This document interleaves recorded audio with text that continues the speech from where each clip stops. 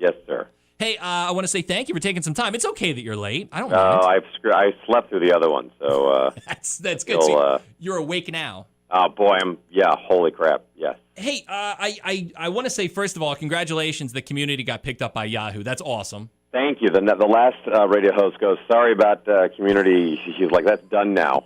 So did you guys get this indication? I was like, it's not. It's not at all. Well, it's always a pleasure when I get to interview somebody who I'm actually a fan of. God bless you. And so, okay, so Community, it's coming back. So when are we looking? 6 months, 8 months? Oh, well, I think, I'm not sure when the actual Yahoo screen launch is, but so I believe it will probably be April.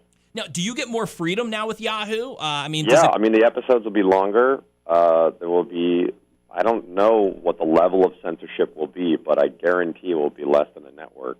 And, Dan Harmon, who created the series, his creativity is endless. So I can't wait to see what he comes up with. The writers just came back this week. Hey, is it crazy when you're on a show like that and you know you have a fan base? You know it's out there. You can see it. Social media wise, it's there. And Right. It's like every year it's that struggle of, are we going to get picked up again? Yes, that was always frustrating. And to be always up against The Big Bang Theory that show is a juggernaut. It's the most popular show on television, and it's a comedy. So usually in those situations, networks would put on some sort of alternative programming, like a reality show or something that is not comedy or whatever it is. It would be the opposite of whatever it was, and we were always up against them, and it was frustrating. And I say that in like frustrating creatively, not frustrating like I live in Syria and I need to get a bucket of water. But so we knew that there was fans out there, and we knew that that we always trended on Twitter whenever we were on. So this is, as Dan said, now people can finally watch the show the way they always have. And how about the soup? Do you ever see the soup ending, or is that something that can go on forever? I think forever, even without me. They will just electrify my corpse. Well, it's got to be when they come to you and say, "Hey, look, we're gonna continue with Talk Soup, but we're gonna change soup. Yeah, we're gonna change the name." But you look at the name was changed 10 years ago. So you inherited it after it was already the soup? No, we changed it to the soup when I was on, but it was Talk Soup in 2002. So okay, but look at the lineup of people that were before you. You got to look at that and go, "Wow, I got some big shoes to fill." Believe me, and Aisha Tyler's about my height, so so we have the same shoe size. But believe me, when I got the gig, I did not think it was going to last like this, and they did it daily when they were doing it. So they were very busy. Yeah. And, it's not like we're not busy, but we're once a week, so we can take our time a little bit more. We try to shove in as many clips. And it's one of these shows where I watch it and I go, God, there must be a ton of work that goes into the show. How many people do you have working on that show, and how involved are you when it comes to the research for the show? Well, I just yell at people. I walk around the offices and I will slap the back of their heads while they're watching television. It used to be just us. It used to just be 4 or 5 of us in the beginning, and it was our responsibility to watch all the shows, and I was going to end my life after watching 8 hours a day of reality shows and telling my wife, sorry, I have to watch Extreme Makeover Home Edition, so I'm not coming to bed. But now we have like 14. Does it now, I know you've gotten some pushback from some of the shows on E, and the E people have kind of given you some pushback. What was it? Was the Kardashians the biggest ones that have given you issue? Yeah, E has not, other than the Kardashians, E has not pushed back on anything. And it's not even that. It's not even like they have a set of rules. It's more like the neighbors next door telling you to turn your music down. So they're like, can you guys not say that about them? They're going to see it and get mad. And I'm like, are you sure they're even seeing it? And they're like, we don't know, but we're just scared.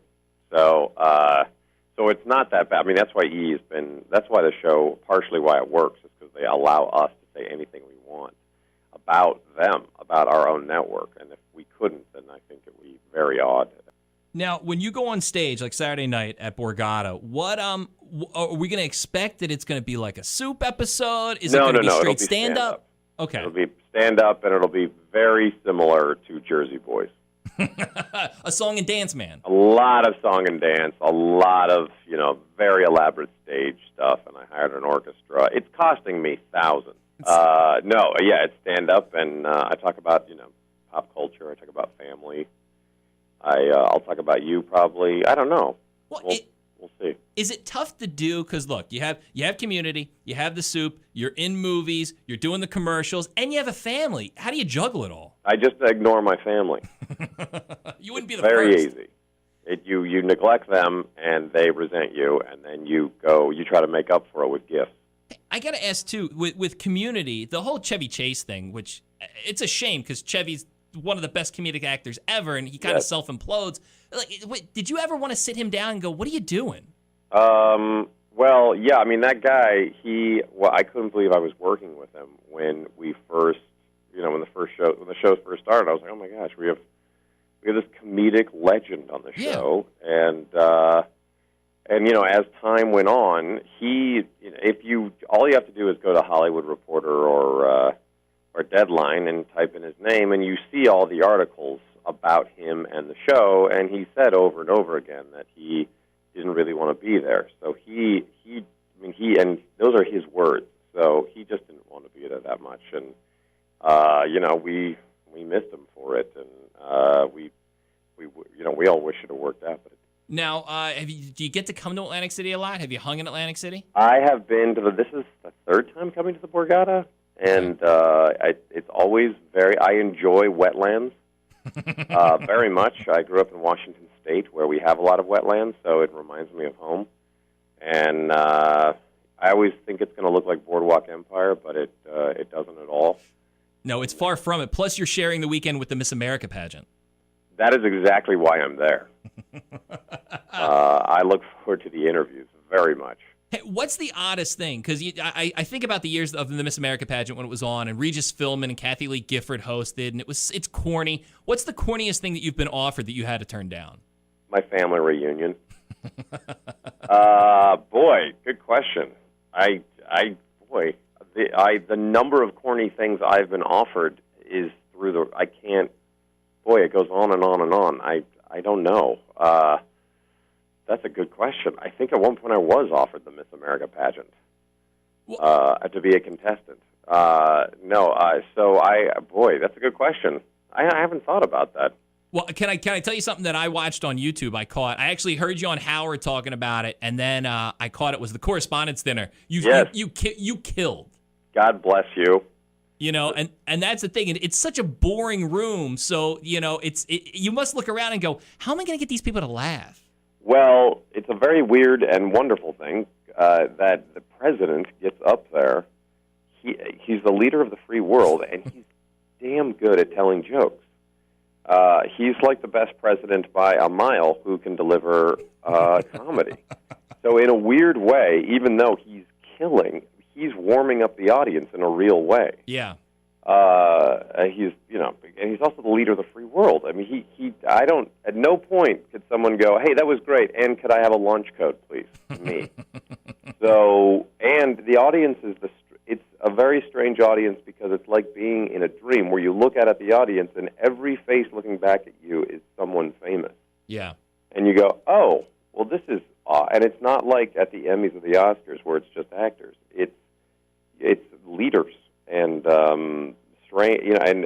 like the Attorney General and the Secretary of State, and you're like, what is happening? How did I get to this point? It's got to be nerve-wracking. It's probably the most nerve-wracking event you had to do ever.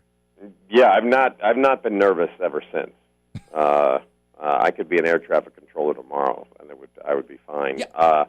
But the moment before I went on, I was like, this is the thing that's happening right now, and I can't believe it. But then once I got into it, I wasn't nervous. But right before, I was like, I kind of laughed to myself. I was like, this is ridiculous. Well, I guess the only thing that could top it is the Pope or Jesus Christ himself.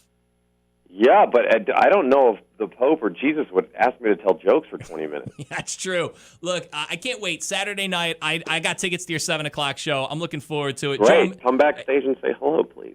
You know what? The guy who won't have backstage passes that's going to run by security will be me. Great. I will. As they are restraining you, I will say, "Nice to meet you." I'll just kind of, or maybe I won't even say anything. I'll just wave, and then as you are hogtied, you'll do that disappointed, just look down. Yes. Or I won't even. I'll just turn my back and stay near you, but not acknowledge you. Joe.